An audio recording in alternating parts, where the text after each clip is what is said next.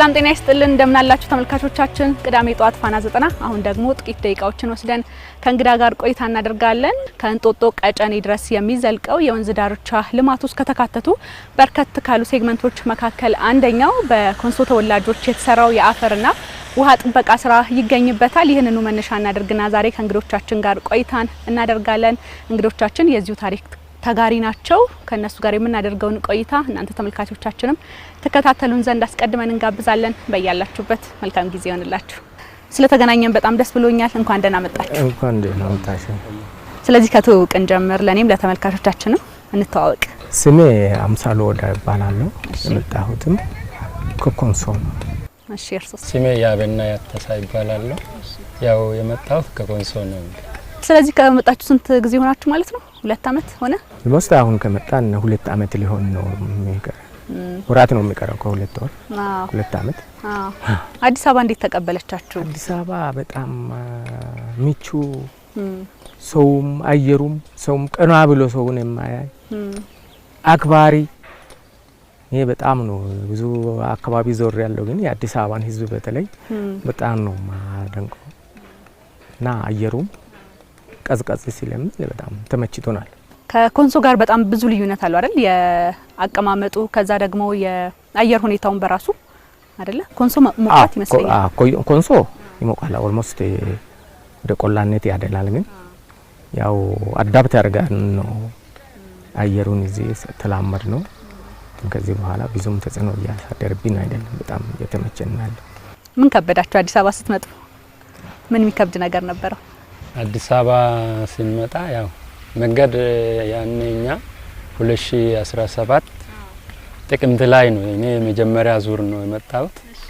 መንገድ ላይ የገበደን ነገር የለም። ትንሽ ብርድ አለ። ብርድ እዛ የኛ ቆላማ ስለሆነ ብርድ መቋቋም አልቻልንም። ለተወሰነ ጊዜ ግን ያው ለምደናል።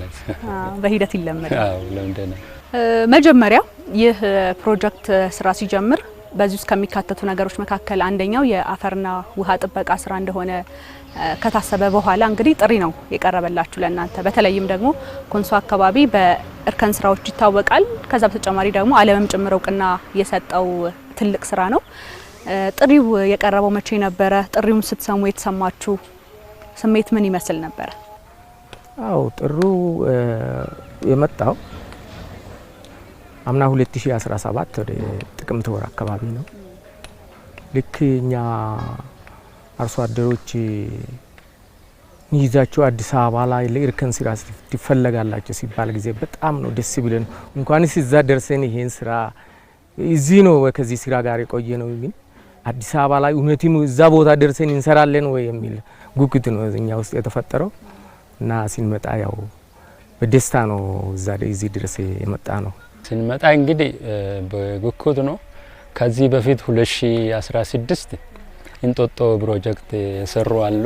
እሺ እነሱ ተመልሶ እዛ እንግዲህ ክፍለ ሀገር ሲገቡ ህዝብ ውስጥ ከፍተኛ እንትን ነው ፈጠሩት። አንድ አርሶ አደር ናቸው። ከዚህ በፊት አዲስ አበባ በስም ነው እንጂ የረገጠና ብዙ የረገጠ ያየ የተደሰተበት ሰው የለም። ግን እዛ አርሶ አደሮች መጥቶ ፎቁ ምናምኑን ሲናገሩ በጣም በጉጉት ነው የምንጠብቀው። ከዛ 2017 ጥቅምት ላይ የዚህ ከንቲባ ጥሪ ደረሰን። ያው የመጀመሪያ ዙር ቢሾፍቱ ነበረ። እነሱ ከመጡ በኋላኛ ሁለተኛ ዙር ነው። ያው እነሱም ተመለሱ። ሁለተኛ ዙር ሲንመጣ እዚህ ነው የመጣነው። እንግዲህኛ ያው ቅድም እንደተባለው በጣም ደስ ብሎናል። በብዙ ነገር ነው የተገረምነው። እንግዲህ ሲደርስ እዚህ በፎቁ፣ በሰው አቀባበሉ፣ በጸባዩ፣ በዲሲፕሊኑ በጣም ደስ ብሎናል። ደስታ ሰምቶን እንግዲህ እንትን ያለ የዚህ ታሪክ ተጋሪ መሆን በራሱ ደስ የሚል ስሜት ያለው ይመስለኛል አይደል? እንዴት ነው እናንተ የምታዩት? በተለይ አሁን ኮንሶ ያው በእርከንና አፈርና ውሃ ጥበቃ በጣም በዓለም ደረጃም እንደታወቀ ነው ያለው። ይሄን ደግሞ እዛ ኮንሶ ላይ ያለው እውቀት እዚህ አዲስ አበባ ላይ አምጥቶ ማሳረፍ ትልቅ ኩራት ነው ለኛ እየተሰማ ነው ያለው እና ምንድነው በአብዛኛው ኮንሶ ላይ በተለምዶ አፈር እንደዚህ የአፈር ክለት ሲፈጠር ገሌዎች ሲፈጠሩ ያው ሌላ እንትን የለም ያው በድንጋይ ነው ማከም ነው። ይሄ ምቹ ያልሆነን መሬት ለእርሻ ምቹ የማድረግ አቅም አለው የኮንሶ ማህበረሰብ እና ይሄንን አሁን እኔ እዚህ እንኳን ራሱ ስራውን ሲጀምር እንደዚህ አልነበረም። እዚህ ላይ ስንገባ ግን አሁን እንደዚህ ተሰርቶ ዞር ብለን እኛ ራሳችን ሲናይ እኛም በጣም ውስጣችን ላይ የተለየ ደስታ ነው እየፈጠረብን ያለው። እዚህ መስራት ማለት ያው ለሀገር ነው።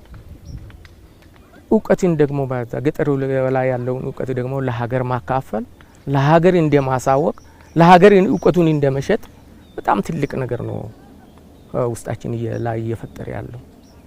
ግን መንግስት እኮ ምን በቃ ሁሉም ነገር አመቻችቶ ነው ባያመቻችው ራሱ ወታደር ለሀገሩ ብሎ እኮ ይሄድና ሀገር ብሎ ህይወቱን ይሰዋል። እኛ ግን ለዚህ ይሄን እውቀት ለማህበረሰቡ ማካፈል ማለት በጣም ትልቅ እንትን ነውና እኛን ምን እንትን አይለንም ነው። ከዚህ በላይ እንደው ተቀረቱን የትም አካባቢ ዞረን ይሄን እያስተዋወቅን ብንቆይና አፈራችን እዛ ምቹ ያልሆነው እየተጠበቀ እንዳለ ሁሉም አካባቢ እንደዚህ ቢጠበቅ ደስታችን በጣም የላቀ ነው የሚሆነው። እንደው የእርከን ስራ በኮንሶ ማህበረሰብ ዘንድ ሁሉም አርሶ አደር በሚባል ደረጃ ላይ የተካነው ጥበብ ነው። እናንተ ከየት ወረሳችሁ? ከእናት ከአባት? ጥበቡ ያው እንግዲህ ከአባቶች ነው እኛም የሰማ ነው። ድሮ ያው ኮንሶ ተራራማ ነው አካባቢያችን። ኦልሞስት 75% ተራራማ ነው። ተራራማ ከመሆኑ ሁለተኛ ደግሞ ሲጀምር ኮንሶ ድሮ አርብቶ አደር መሰለኝ ይሆናል። ስለዚህ አሁን አባቶች ጀምሮት ሁለተኛ አደን ያደርጋሉ። ይሄን ዝናብ ዘንቦ አሁን ተራራ ላይ ኮርፍ ሲወርድ የለም ድንጋይ ያለበት አካባቢ ድንጋይ ያለች ከድንጋይ በኋላ አፈር ትታያለች። የቀረችውን አፈር ይሄን ያያሉ። ይሄን መነሻ አድርጎ ነው እንግዲህ ያው ከዚህ ድንጋይ በኋላ አፈር የቀረ ይሄን በማየት ሁለተኛ ድንጋይ ሲደርቡ አፈሩ እየጨመረ ይሄዳል። ከዛ መነሻ ተነስቶ ነው እንግዲህ እርከን መስራት የጀመሩ። ይሄ አፈር ሊይዝ ይችላል፣ ውሃም ሊይዝ ይችላል በሚል መነሻ ነው። ሁለተኛ አንዳንድ ከአውሬ ከመናመኑ ሲገለሉ ድንጋይን እንትን እንደ እርከን አድርጎ ነው የሚጠቀሙት። አዎ እዛ አድርጎ ነው መነሻው። ይሄ ነው እንግዲህ አባት ከትውልድ እየተሸጋገረ በዚህ ሂደት ነው የመጣው። ከዛ በኋላ እንግዲህ ያው 500 ዓመት በፊት ያው ዩኔስኮ ጥናት አድርጎ እንግዲህ ሪኮግናይዝ አድርጎ ያው በዓለም እውቅና አገኘ። ይሄን መነሻ ነው ያደረጉት። እንግዲህ ባለፈው ዶክተር አብይ ወደ ኮንሶ ሲመጣ ይሄ የሴቶች ሽሩፓ ነው እዚህ ያለው ብሎ እንግዲህ ይሄን ነው መነሻ አድርጎ ወደዚህ አሁን ወደ ተለያየ እንትን እየወሰዱ ያሉትና መነሻው ይሄ ነው። ልጅ እኔ አሁን ከአባቴ ነው፣ አባቴ ደግሞ ከአባቱ ልጅ የኔ ልጆች ደግሞ ከኔ ተምረዋል። አሁን እንግዲያው ኮንሶ ላይ ያው በዋናነት የመጀመሪያ ስራ አፈርና ውሃ ጥበቃ ነው። ኢቭን ራሱ አንድ አርሶ አደር እንደዚህ ወንዝ ሲሻገርና ድንጋይ ካየ ወንዝ ላይ አይለቃትም። ያን ድንጋይ አንድ ሁለትም ቢሆን እንዲህ በትከሻው ይስድና ማሳው ላይ እስከሚደርስ ድረስ ይዛድ ድረስ ይወስዳል። ከዛ አንድ ባንድ መጀመሪያ ላይ ያጠራቅማል። ከዛ በኋላ እንደዚህ በቃ አንድ ላይ እየገነባ በቃ ምቹ ኑሮ ነው እየኖረ ያለው እና ማለት በእንትን አባት ከልጁ ልጅ ደግሞ እንደዛ እያለ እየተቀባበለ የመጣ እውቀት ነው እንጂ ትምህርት ቤት የለውም። ስለዚህ አፈርና ውሃ ጥበቃ በኮንሶ ማህበረሰብ ዘንድ እንደ ባህልም ጭምር የሚታይ ልማድ ሆኖ የቀረ ጉዳይ ነው ማለት ነው። እንደው ምናልባት ማንሳት የምፈልገው ብዙ ጊዜ እውቀት ከከተማ ተሻግሮ ወደ ገጠር ከዛ በኋላ ወደ መንደር ነው ብዙ ጊዜ የተለመደው። ሀገር በቀል እውቀታችንን ደግሞ መነሻቸው ገጠር መንደር ሆኖ ደግሞ ወደ ከተማ አሁን እንደዚህ ነው አይደል? የኮንሶ የእርከን ስራ በዚህ መንገድ የመጣ ነው። መንደር ውስጥ ኮንሶ ውስጥ ተጀመረ። ከዛ በኋላ ከፍ እያለ መጣና ደግሞ አሁን እንደዚህ ልናየው በቅተናል። በዚህ ረገድ ብዙ ሀገር በቀል እውቀቶቻችንን እንደዚህ ማምጣት ብንችል ውበትን መፍጠር ከዛ ደግሞ ተፈጥሮንም ጭምር መጠበቅ እንደምንችል አንዱ ማሳያ ነው ብዬ አስባለሁ። እናንተ ምን ታስባላችሁ? ይሄ ቀላል አይደለም። ኢትዮጵያ ውስጥ ወደ 86 ብሔረሰብ አይደለ ያለው የእያንዳንዱ የራሱ የሆነ ጥበብና እንትን አለው። ይሄ እንግዲህ አንድ ላይ መጥቶ ቢቀናጅ የበለጠ ኢትዮጵያን ውብ ያደርጋታል። ደግሞ ኢኮኖሚካሊ፣ ማህበራዊ፣ ፖለቲካሊም ትልቅ ፋይዳ ይኖረዋል።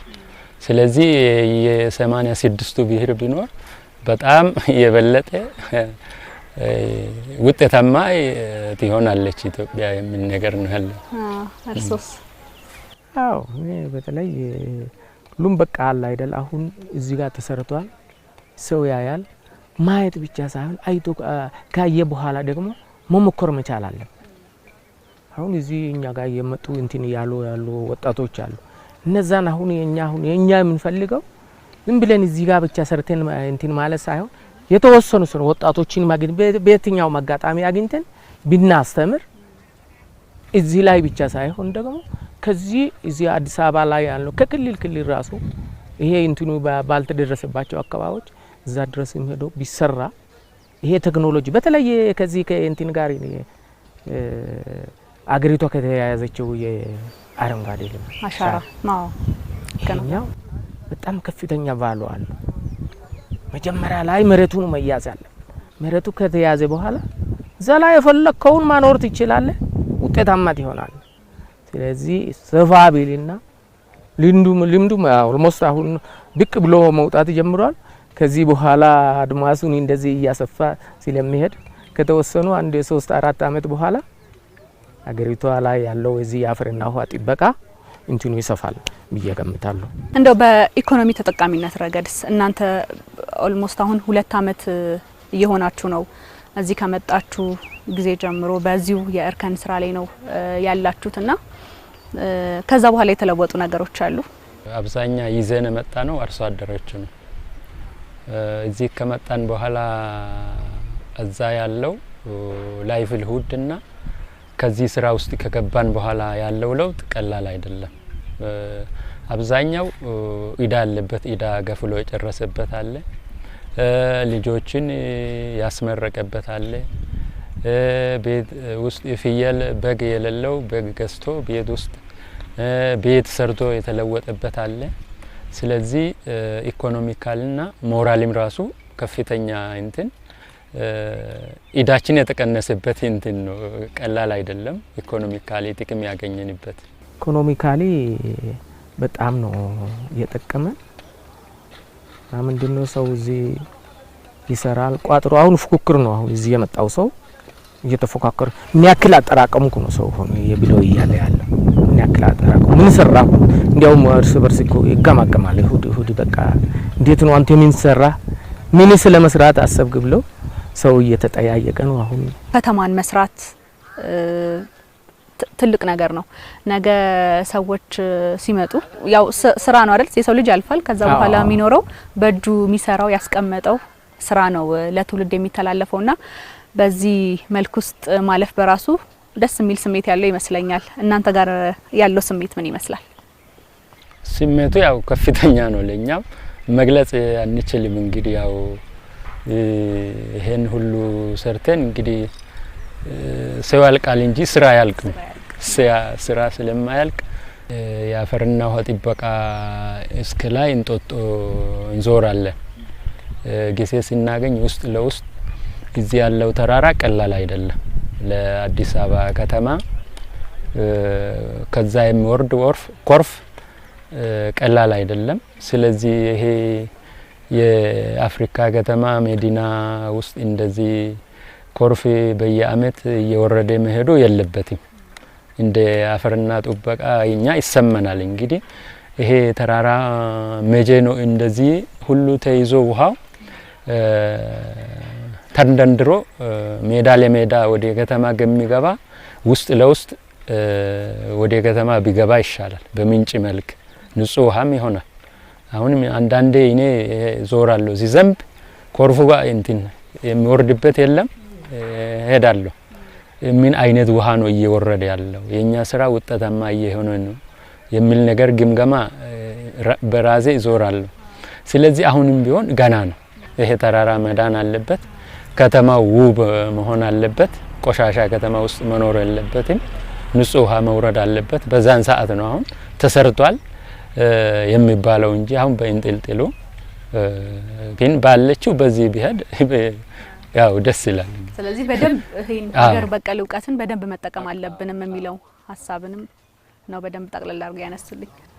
አው እኔም ያው ታሪክ ነው፣ ታሪክ አጋጣሚው ያመጣል። ስለዚህ ታሪክ ሰርተናል ብዬ አስባለሁ። ያስ ግሬቤት በቃ ገጠር ላይ የነበረውን እውቀት እዚህ ዋና ከተማችን ላይ አምጥተናል። ይሄን እውቀት ግን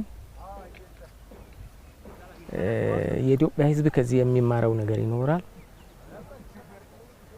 ከዚህ ባለፈ ደግሞ እኛም ምናልባት ወንድሜ እዚህ እንዳለው አሁንም ቢሆን እዚህ ጋር አሁን የሚናየው እነዚህ እርከኖችን ብቻ ነው። ወደ ውስጥ ግን የተለያዩ ስራዎች ነው ተሰሩት። አይቶ መሄድ ብቻ ሳይሆን አይቶ የቱ ጋር ሰራለው ይሄን ስራ የቱ ጋር ሰራለው እኔ ጋርስ መሰራት አለበት የሚል ሀሳብ ሃይብራሽን ውስጥ ከተፈጠረ እኛም ያው እውቀቱን ለማስተላለፍ ወደ ኋላ የማንልበት አቋም ነው ያለኝና ምናልባት በዛ መልኩ ማህበረሰቡ ቢቀበለኝና እንኳን እዚህ ላይ ነው ግን ወደ ተለያዩ ክልሎችም እዚህ መልኩ ቴክኖሎጂው አገር በቀል ነው ወደዛ ቢሰፋ የበለጠ ያው አገራችንን ያሳድጋል የሚል እምነት አለ። እሺ በጣም ነው ማመሰግነው ስለ ጊዜያችሁ። እግዚአብሔር ይስጥልኝ። እሺ ተመልካቾቻችን የቅዳሜ ጧት ፋና 90 የእንግዳ ሰዓታችን የተከታተላችሁን ይመስል ነበር። አብራችሁን ቆይታ ስላደረጋችሁ ስለ ጊዜያችሁ እናንተንም እጅግ አድርገን ከልብ እናመሰግናለን። ቀሪ የፋና 90 ጉዳዮች ይቀጥላሉ። በያላችሁበት መልካም ጊዜ ይሆንላችሁ።